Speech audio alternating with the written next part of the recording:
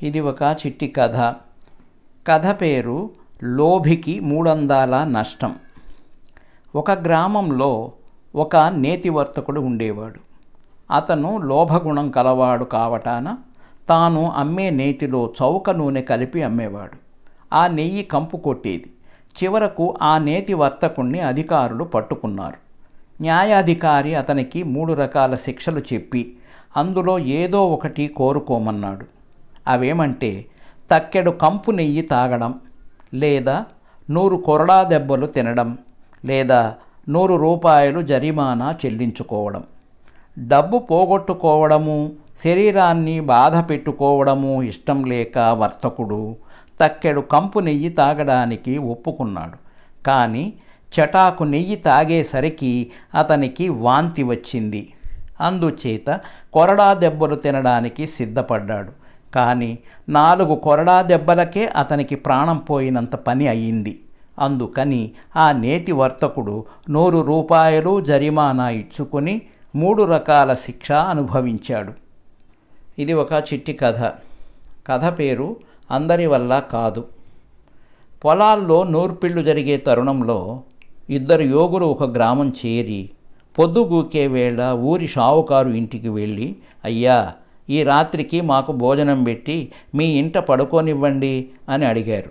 నేను సోమరిపోతులకు దాన ధర్మాలు చేసేవాణ్ణి కాను. ఈ పూట మీకు తిండి పెట్టి రాత్రికి పడుకోనిస్తాను. కానీ మీరు చీకటితోనే లేచి మా పొలంలో వేసిన కుప్పల్లో ఒకటి నూర్చి మరీ వెళ్ళాలి అన్నాడు షావుకారు. దానికేం భాగ్యం, ఒక కుప్ప మాకు వదిలేయండి అన్నారు యోగులు. కానీ తెల్లారినాక కూడా వాళ్ళు నిద్ర లేవలేదు. షావుకారు వచ్చి వాళ్లను లేవగొట్టి, మీ వాలకం చూస్తే పనికి మొండివాడుగా ఉన్నారే, లేవండి అన్నాడు. కుప్పనూర్చటం అనగా ఎంత అంటూ వాళ్ళు ఒక కొరివి తీసుకొని పొలానికి వెళ్ళి షావుకారు లబలబలాడుతున్నా వినకుండా కుప్ప 4 వైపులా మంట పెట్టారు. క్షణంలో కుప్పంతా అంటుకొని అంతలోనే మంటలు చల్లారాయి.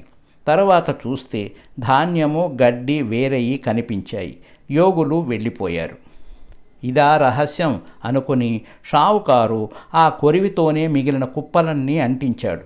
ధాన్యము గడ్డి మొత్తంగా తగలబడి బూడిదైపోయాయి. ఇది ఒక చిట్టి కథ. కథ పేరు ఉపదేశార్హత. ఒక గ్రామంలో ఒక కుమ్మరి ఉండేవాడు. వాడి కొడుకుకు ఒక దురలవాటుండేది. వాడు అన్నం ముందు కూర్చున్నప్పుడల్లా తిని సగం పైకి కెలికి విడిచిపెట్టేవాడు. మనం పేదవాళ్ళం, అలా అన్నం పారేయరాదు అని తల్లి తండ్రి ఎంత చెప్పినా వాడి చెవికెక్కలేదు. ఆ ఊళ్ళో ఒక శాస్త్రులు గారున్నాడు. ఆయనను అందరూ ఎంతో గౌరవంగా చూసేవారు. కుమ్మరి ఆయన వద్దకు వెళ్ళి వాడి తిండి గురించి చెప్పి కాస్త బుద్ధి చెప్పమని కోరాడు. నీ కొడుకును 2 వారాల అవతల తీసుకురా అన్నాడు శాస్త్రులు గారు. కుమ్మరి ఆశ్చర్యపోయాడు.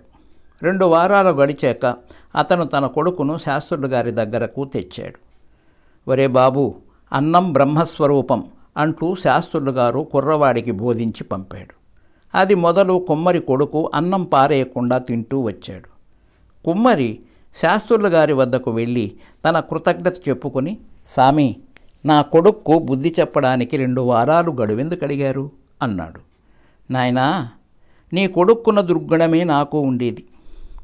నేనది మానడానికి 2 వారాలు గడువడిగాను.